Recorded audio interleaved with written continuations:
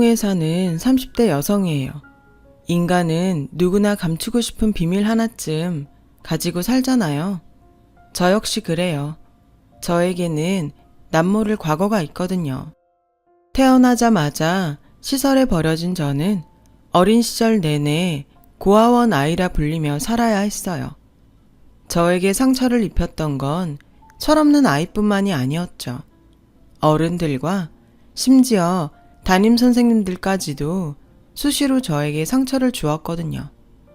말 한마디, 싸늘한 시선조차도 저와 같은 아이들에겐 비수가 되어 가슴에 꽂힌다는 걸 알면서도 말이죠.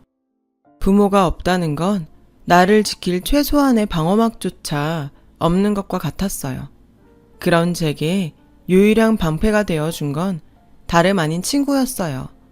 친구는 저와 같은 보육원에서 자랐어요. 그렇다고 해도 저와는 처지가 달랐죠. 친구에게는 부모가 있었거든요. 돈 벌면 당장 데리러 온다던 아빠가요. 그래서인지 친구는 보육원 아이답지 않게 늘 당당했어요. 어디를 가나 주눅이 들고 고개를 숙이던 저와는 달랐거든요. 친구한테는 버릇이 하나 있었는데 잠들기 전에 머리맡에 늘 옷가방을 두고 자는 거였죠. 언제고 아빠가 오면 바로 떠날 수 있도록 말이죠. 저는 그런 친구가 부러웠어요. 나에게도 나를 데려가줄 부모가 있었으면 좋겠다고 생각했으니까요. 그런데 의외의 사건이 벌어진 거예요. 친구의 아빠보다 제 부모님이 먼저 저를 찾아온 거였죠. 친부모님은 아니고 양부모님이었지만요. 제가 입양을 가게 되었거든요. 이미 초등학교에 들어간 아이가 입양이 되는 건 흔한 일은 아니었어요. 다들 입양을 쉬쉬하는 터라 주로 갓난 아기를 원했으니까요. 그런데도 제 양부모님은 9살이던 저를 입양하셨던 거죠. 저희 입양 소식을 들은 친구는 마치 세상이 무너진 것처럼 울었어요. 처음엔 저랑 헤어지는 게 슬퍼서 우는 줄 알았는데 그게 아니더라고요. 인영아, 우리 아빠가 나 데리러 안 오면 어떡하지? 그럼 나는 평생 여기서 살아야 되잖아. 이젠 너도 없는데 나 혼자 어떡해? 나 너무 무서워. 제가 동네 아이들한테 고아원 아이라고 놀림을 당하면 늘 달려와서 저 대신 아이들과 싸워주고 했던 씩씩한 친구는 사실은 저와 똑같은 걱정을 하며 살았던 9살 소녀였던 거예요. 하루하루 두 주먹을 꽉 쥐고 간신히 버텨오던 아이였을 뿐인데 저는 그걸 몰랐던 거죠. 하긴 고작 9살짜리 어린 아이가 강하면 얼마나 강하겠어요. 그날 처음으로 제가 친구를 안아주었어요. 친구는 한참을 제게 안겨 울다가 그러더군요. 거기 가서도 나 잊으면 안 돼? 내 이름 절대 잊으면 안 돼. 알았지? 친구의 이름은 김순영이었어요. 저는 절대로 잊지 않겠다고 약속했지만 솔직히 자신은 없었어요. 내심 이곳을 나가면 내가 시설에서 살았던 아이라는 걸 아무도 모르게 지워버리고 싶었으니까요. 하지만 도저히 친구 앞에서 그 말을 할 수 없었어요. 내가 너를 잊을 거라는 말을요. 그건 너무 잔인한 짓이니까요. 원장님은 저를 따로 원장실로 불러 몇 번이나 당부하셨어요. 파양 당하지 않게 잘해야 돼. 너도 알지? 내 또래 아이들은 입양되는 게 쉽지 않다는 거. 저도 잘 알고 있었어요. 보육원에서 9년을 살면서 초등학생 언니 오빠들은 퇴소를 할 나이까지 쭉 이곳에서 살았던 걸 봐왔으니까요. 저는 그렇게 되고 싶지 않았거든요. 저를 입양한 양부모님은 두 분 모두 교사였어요. 아빠는 고등학교 수학 선생님이었고 엄마는 초등학교 선생님이었죠. 두 분은 아이를 가질 수 없어서 저를 입양하게 되었다고 했어요. 양부모님께는 미안한 얘기지만 저는 속으로 다행이라고 생각했죠. 만약 양부모님한테 자식이 있었다면 제가 입양될 일은 없었을 테니까요. 양부모님은 부자는 아니었지만 안정적인 직업 덕분에 저는 부족함 없는 지원을 받으며 자랄 수 있었어요. 그토록 꿈꾸던 평범한 삶을 살 수 있게 된 거죠. 입양이 되면서 많은 게 변했어요. 일단 성이 바뀌었죠. 김인영에서 강인영으로요. 단지 성만 바뀌었을 뿐인데도 제 인생은 많은 게 달라졌어요.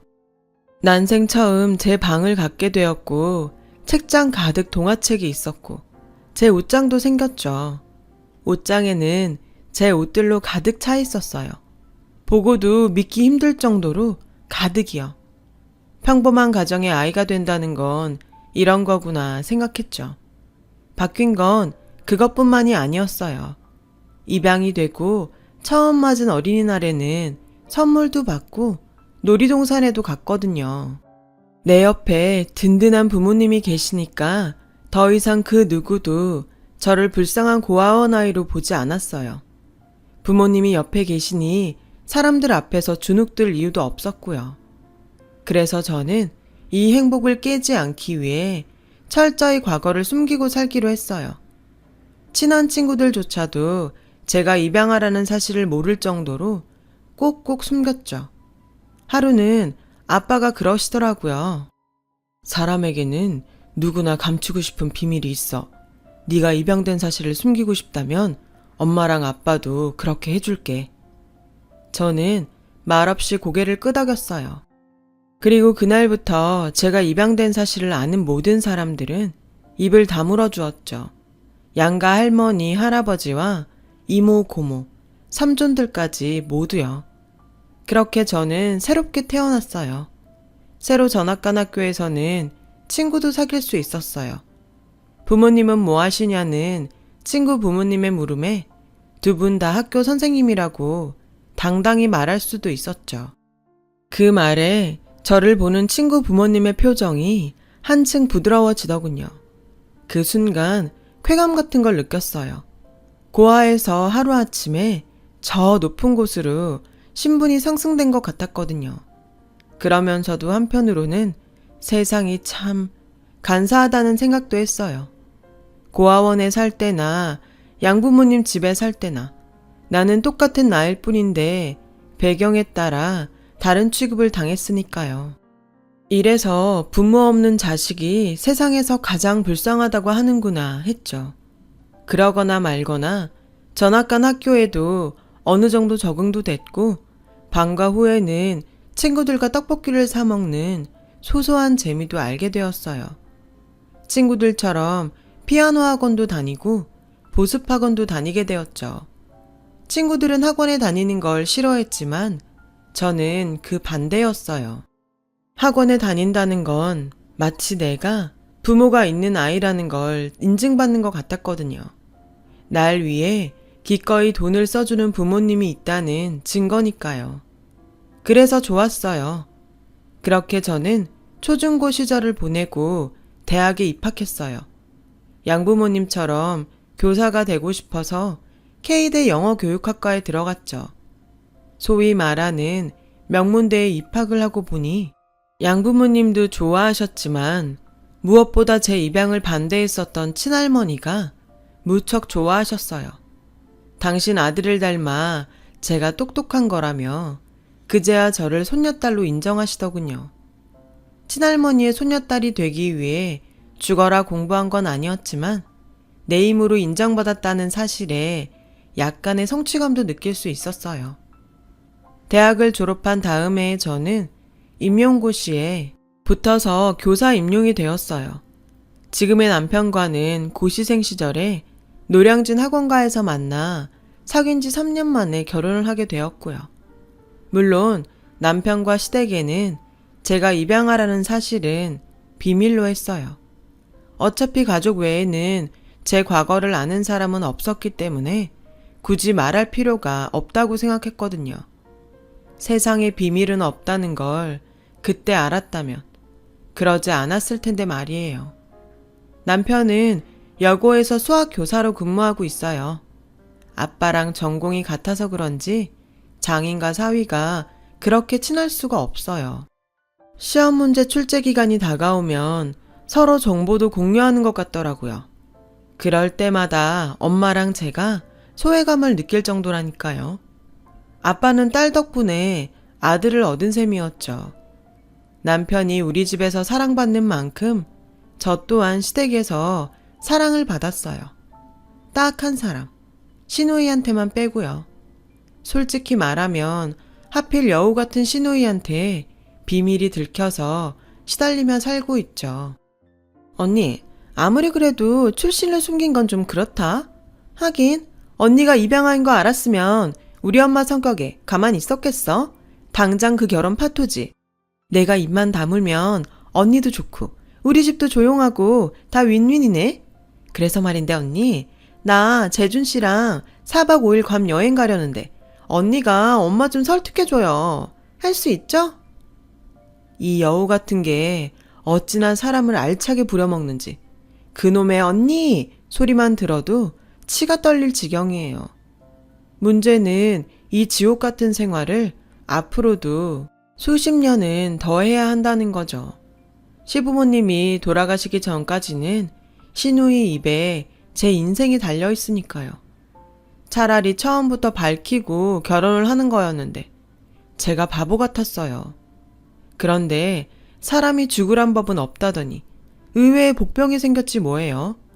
어릴 때부터 가문의 영광이라 불리며 엘리트 코스 제대로 밟아 검사까지 된 시동생이 뜬금없이 결혼을 하겠다며 여자를 데려왔는데 그 여자가 글쎄 화류계 출신이라지 뭐예요.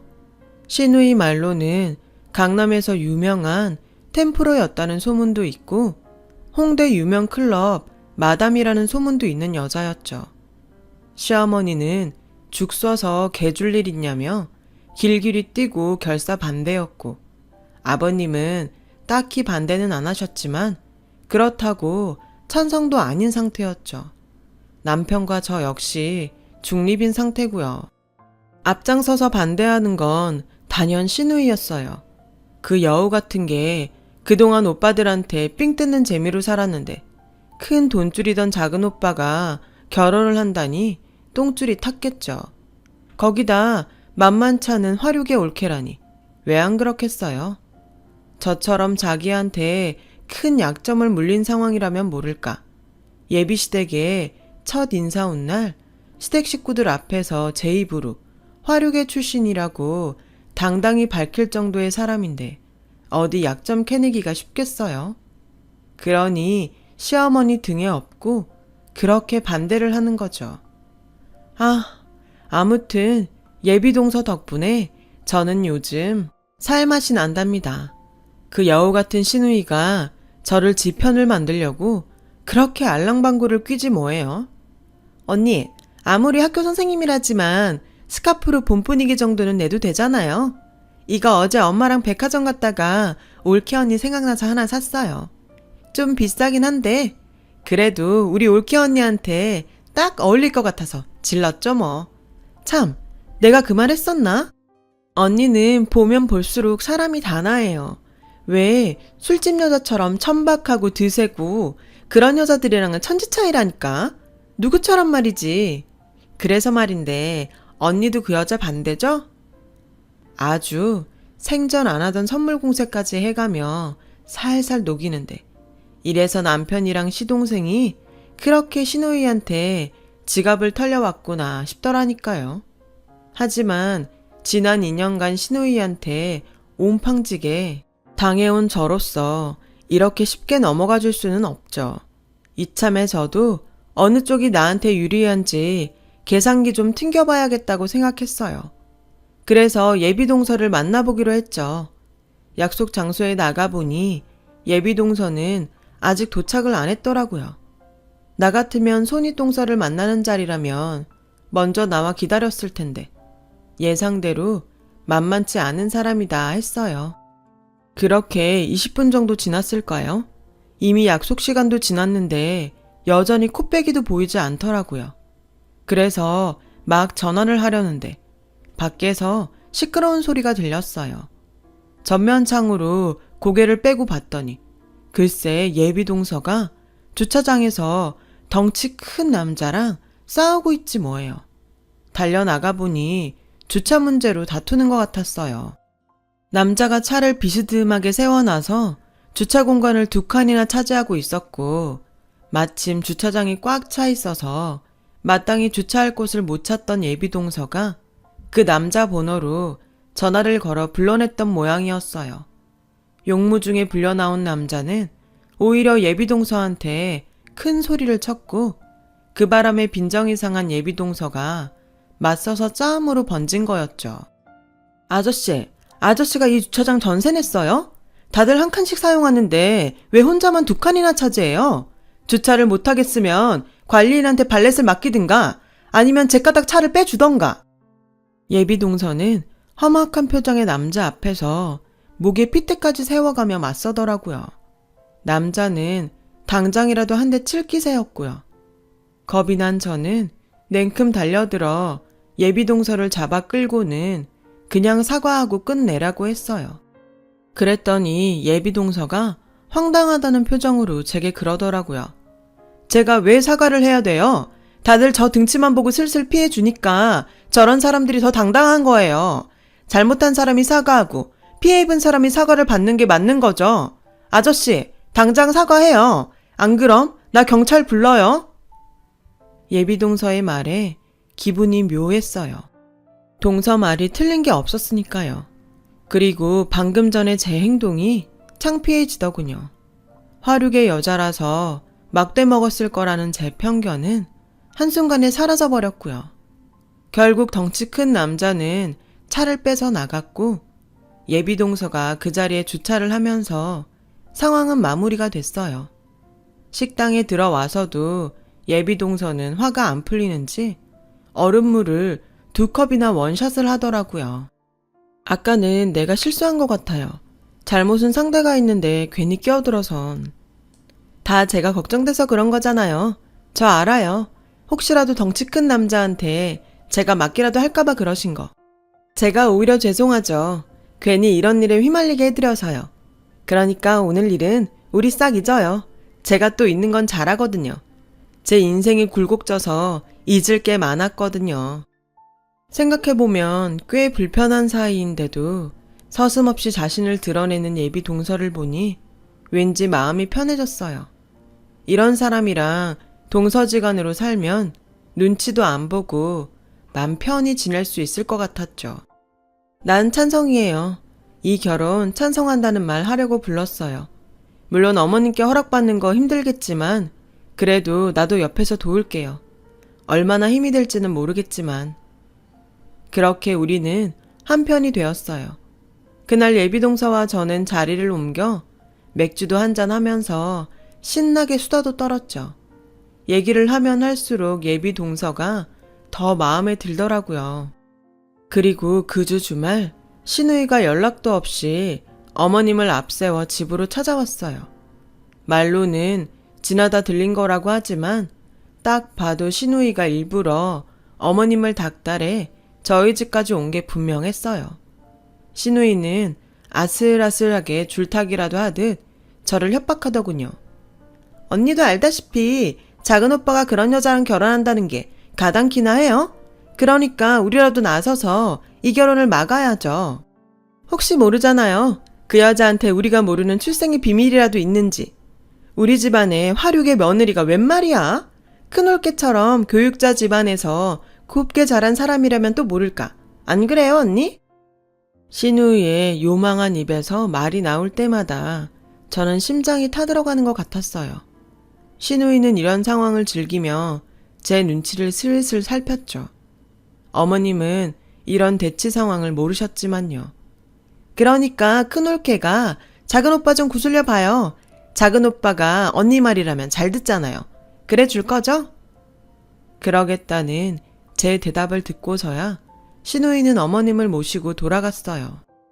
그날 밤 저는 잠을 이룰 수 없었어요. 마음은 예비동서한테 가 있지만 제가 살자면 신우이 쪽에 붙어야 하니까요. 마음을 정하지 못한 채 시간은 흘렀고 그러던 어느 날 시동생이 전화를 했더라고요. 오랜만에 맥주 한잔 하자고요. 만나기로 한 호프집으로 가보니 시동생과 예비동서가 와 있었어요. 예비동서는 제 손을 덥석 잡으며 반갑게 절 맞아주더군요. 이 사람한테 얘기 들었어요. 형수님이 저희 결혼 도와주신다고 했다고. 고맙습니다, 형수님. 형수님한테 대접하고 싶다고 해서 이 사람 가게로 모셨어요. 여기가 동서가 하는 가게라고요? 화류계 출신이라고 들었는데 강남 템프로라고. 아하, 제가 좀 무식해서 화류계 뜻을 잘 몰라서요. 술 장사하면 다 화류계인 줄 알았죠. 안 그래도 그 일로 정민 씨한테 혼났어요. 괜히 그딴 소리를 해서 어머님이 오해하신다고. 그 바람에 결혼 반대까지 하신다고요. 보다시피 작은 호프집 하나 하고 있어요. 형이랑 아버지는 여기 와보셨어요. 아버진 종종 들러서 맥주 한 잔씩 하고 가신다더라고요. 이 사람이 사람을 끄는 매력이 있거든요. 저도 그 매력에 끌려서 이렇게 됐고. 시동생이 예비동서를 만나게 된 건 검사가 되고 맡은 첫 재판에서 패소한 날이었대요. 평생 수제소리만 듣고 살았던 시동생한테는 첫 실패가 꽤 썼던 모양이에요. 딱히 불러낼 친구도 없을 정도로 앞만 보고 달렸던 시동생은 발길이 닿는 대로 걷다가 이 가게에 들어서게 되었고, 예비 동서가 혼자 술을 마시는 시동생 말벗이 되어주었던 거죠. 처음 만난 사이인데도 마치 전부터 알고 지내던 사이인 것처럼 편하게 대화를 나눌 수 있었대요. 툭툭 내뱉는 예비 동서의 말 한마디에 왠지 위로를 받을 수 있었다더군요. 형수님도 아실 거예요. 저 연수원 시절부터 어머니 등살에 내노라는 집안 여자들이랑 선봤던 거요. 다들 예쁘고 똑똑하고 집안도 좋았죠. 근데 제가 원하는 결혼 생활은 따로 있었어요. 형이랑 형수가 연애하던 시절부터 결혼해서 사는 지금까지 저 다 봤잖아요. 친구처럼 스스럼 없이 다투고 서로 기대면서 살아가는 모습 보면서 나도 저렇게 살고 싶다고 생각했어요. 적어도 집에서만큼은 내 모습 그대로 편하게 살고 싶거든요. 순영이랑은 그렇게 살 자신이 있어요. 전 그동안 참고 감추고 티 안 내고 사는데 익숙했는데 이 사람은 다르거든요. 형수님도 아시겠지만 순영이는 솔직한 사람이잖아요. 사귀기로 한 첫날 저한테 그러더라고요. 자긴 어려서 아빠한테 버림받고 시설에서 자랐다고요. 데리러 온다는 말만 믿고 늘 머리맡에 옷가방을 싸놓고 기다렸는데 시설을 나가는 날까지도 오지 않았대요. 억울한 마음에 만나서 욕이라도 실컷 해주려고 정착급 받은 걸로 흥신소에 맡겨서 찾았대요. 얼마나 잘 사나 보려고 찾아가 봤더니 대장암 말기로 오늘 내일 하고 계셨대요. 아버님은 죽을 날 받아놓고 딸내미 찾는 게 미안해서 연락을 안 하셨던 거고요. 만나고 한 달도 안 돼서 아버님은 돌아가셨고 순영인 다시 혼자가 됐고요. 이 호프집이 아버님이 하시던 가게예요. 시동생이 얘기를 듣고 참을 수가 없었어요. 그동안 잊고 살았던 그 이름이 떠올랐거든요. 내 어린 시절 유일하게 방패가 되어주었던 내 친구 순영이가요. 나도 모르게 눈물이 흘렀어요. 제 모습에 놀랐는지 예비동서는 놀란 얼굴로 무슨 일이 있냐고 묻더군요. 저는 예비동서의 얼굴을 찬찬히 살폈지만 솔직히 어린 시절 순영이의 얼굴은 찾을 수 없었어요. 너무 오랜 시간이 흘렀고 그동안 애써 잊으려고 했었기에 선명하게 그 얼굴이 떠오르지 않았거든요. 순영이니? 김순영? 천사보육원에 살던 순영이 맞아? 나야 김인영. 나 기억나? 울먹이는 저를 바라보던 예비동서의 얼굴이 움찔거렸어요. 그러더니 이내 닭똥 같은 눈물을 뚝뚝 흘리며 저를 덥석 안았죠. 그 순간 예비동서와 저는 9살 김인영과 김순영으로 돌아가 한참을 꺽대며 울었어요.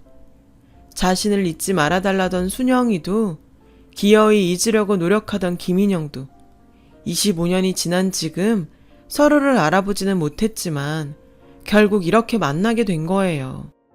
그날 이후 우리는 25년 전 오전 그대로 돌아갔어요. 그리고 저는 그동안 제가 감추고 살아온 출생의 비밀을 남편과 시동생한테 털어놓았죠. 꽤 충격을 받을 줄 알았지만 남편과 시동생은 의외로 덤덤하더라고요. 오히려 말 못한 채 마음에 담고 사느라 힘들었겠다고 위로를 해주었어요. 그런 반응이 허탈하면서도 고맙더군요. 문제는 시부모님이었죠. 어떻게 말을 해야 하나 며칠을 고민하는데 시누이가 전화를 했더라고요. 언니, 실망이에요. 언니 요즘 그 여자랑 놀고 다닌다면서요? 어떻게 언니가 나한테 이래? 어떻게 내 뒤통수를 칠 수가 있냐고. 알죠? 내가 입만 뻥긋하면 평탄하게 흘러가던 언니 인생에 똥물 튀는 거. 나 가만 안 있을 거야. 각오해요. 그 순간 결심이 섰어요. 이래 주구나 저래 주구나 마찬가지인데 죽을 때 죽더라도 못된 시누이 손에는 절대 죽지 않겠다고요. 그래서 시댁으로 달려갔어요. 갑작스런 제 방문에 어머님은 무슨 일 있냐고 물으시더군요. 그런 건 아니고 드릴 말씀이 있어서 찾아왔다고 말씀드렸어요. 그리고는 떨어지지 않는 입으로 얘기를 시작했어요. 이제서야 말씀을 드려요. 사실 저는 지금 부모님께 9살 때 입양이 됐어요. 그 전까지는 보육원에서 자랐고요. 온몸에 힘을 주고 또박또박 말씀을 드리는데 어머님이 제 손을 잡으셨어요. 아가, 그 얘기를 하면 괜찮다. 네가 어디서 자랐으면 어떠니? 우린 다 알고 널 며느리로 들였는걸. 상견례 전에 안사돈이 찾아오셨더라. 네가 부모님을 만나 어떻게 자라왔는지. 사진이랑 네가 쓴 편지들을 보여주시며 네가 어떤 아이인지 다 얘기해 주셨어. 사랑받고 자란 아이였더라. 그거면 됐지 않니? 어디서 자랐든 그게 뭐가 중요하니? 네가 이렇게 바르게 자랐다는 게 중요한 거 아니겠어? 그러니까 힘든 얘기 안 해도 된다. 이렇게 널 힘들게 할 줄 알았다면 진작 얘기할 걸 그랬구나. 괜찮다 아가. 그러니까 울지 말어. 어머님은 제 손을 쓸어주시며 울먹이는 저를 달래주셨어요. 그날 그렇게 비밀을 털어놓고 시댁을 나오는데 시원하면서도 괜히 억울하더라고요. 이럴 줄 알았으면 진작 털어놓는 건데 그 요망한 시누이한테 시달리며 살았다니 억울하고 분하고 화딱지가 났어요. 그러니 어쩌겠어요. 받은 대로 돌려줘야죠. 일단 집으로 돌아가 그동안 시누이한테 뜯긴 용돈에 계좌이체 내역을 뽑았어요. 그리고 시누이의 SNS를 통해 그간 남자들과 여행 다닌 사진들을 캡처했죠. 그 여행에 사용된 항공권 결제 내역도요. 거기엔 남편과 시동생의 도움도 조금 받았어요. 그간 이 여우가 저랑 두 오빠들한테 오지게도 뜯어먹었더군요. 예를 들면 이런 식이었죠. 저를 시켜 부모님께 여행 허락을 받고 제 남편한테 항공권 결제를 맡기고 시동생한테는 여행 가서 쓸 경비를 뜯는 식으로요. 아주 꽁으로 잘도 놀고 다녔더군요. 남편이나 나나 학교 선생 특유의 사소한 꼼꼼함이 이럴 땐 정말 힘이 됐네요. 굳이 모으지 않아도 될 편의점 영수증 하나까지 차곡차곡 모아놓은 덕에 시누이를 잡을 거대한 물증이 확보됐거든요. 그 길로 시누이한테 문자를 했어요. 살고 싶으면 당장 튀어오라고요. 문자를 받은 시누이는 당장 전화를 걸어왔어요. 제가 전화를 받지 않자 허겁지겁 달려왔더군요. 씩씩거리며 성질을 내면서요. 언니, 상황 파악이 안 돼요? 언니가 지금 나한테 이럴 게 아니라 무릎 꿇고 싹싹 빌어도 내가 봐줄까 말까라고요. 언니, 이혼녀로 살고 싶어요? 글쎄, 이혼 생각은 안 해봤는데? 대신 이런 생각은 해봤어. 애지중지 키워온 딸내미가 알고 보니 상습 협박범에 사생활이 문란한 애였다는 걸 부모가 알게 되면 어떻게 될까? 철철이 남자 바꿔서 해외여행 다니며 호텔에서 남자랑 자고 다니는 너 같은 애 말이야. 꼬리가 길면 밟히는 거 몰랐니? 네가 자랑질하려고 SNS에 올린 해외 호텔이며 리조트 사진들, 그리고 꼼꼼한 네 오빠가 모아둔 항공권 결제 카드 명세서, 그리고 대한민국 검사인 작은 오빠가 건네준 여행 경비 이체 확인서, 그리고 내 증언. 이거면 넌 빼박 켄트야. 이걸로도 부족하다면 너랑 내 남친들 출입국 기록까지 다 떼어다 줄 수 있어. 내가 아는 검사 시동생이 그 정도 힘은 있다며 언제든 말하라네? 그러니까 앞으로 나한테도 새로 들어올 작은 올케한테도 까불지 마. 비싼 돈 주고 세팅만 머리카락 깎여서 방구석에 처박히고 싶지 않으면. 알았니? 이 건방진 지지배야. 아차, 혹시나 해서 하는 말인데 혹여라도 내 출생일 비밀 가지고 가족들 앞에서 까불 생각은 마. 이미 그 카드는 내가 자발적으로 다 깠으니까.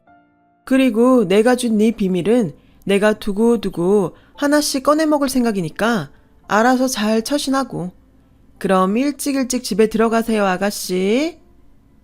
기세등등하게 저희 집에 쳐들어왔던 시누이는 죽상이 돼서 돌아갔어요. 그리고 제가 그랬던 것처럼 시누이는 목줄을 쥔 제 뜻에 따라 어머님의 뜻을 바꿔놔야 했어요. 시동생의 결혼이 성사될 수 있도록요. 여우 같은 시누이가 어떻게 어머님을 구워 삶았는지. 얼마 뒤 시동생은 결혼 허락을 받았고 다음 주면 결혼식을 올리게 돼요. 25년 전의 인연이 이런 식으로 조우하게 될 줄은 몰랐지만 모르긴 해도 순영이랑 제가 질긴 인연인 건 맞는 것 같아요. 아, 그리고 저에게 목줄 잡힌 시누이는 아주 온순한 강아지처럼 제 옆에서 예쁜 짓을 하며 잘 지내고 있어요. 언제 이 목줄이 끊어질지는 모르지만 그때쯤 되면 귀여운 시누이도 철이 좀 들겠죠. 안 되면 어쩔 수 없고요. 저도 지금보다 더 당당하게 제 자신을 돌보며 살아보려고 합니다. 따뜻한 부모님과 가족들이 사랑으로 저를 치유해 주었으니까요. 여러분의 삶에도 따뜻한 인연들이 많기를 바랍니다. 제 사연을 들어주셔서 감사드려요. 여러분, 사연 댓글에 응원과 현명한 조언 부탁드려요. 좋아요와 구독은 저에게 큰 힘이 됩니다. 오늘도 좋은 일 가득하세요.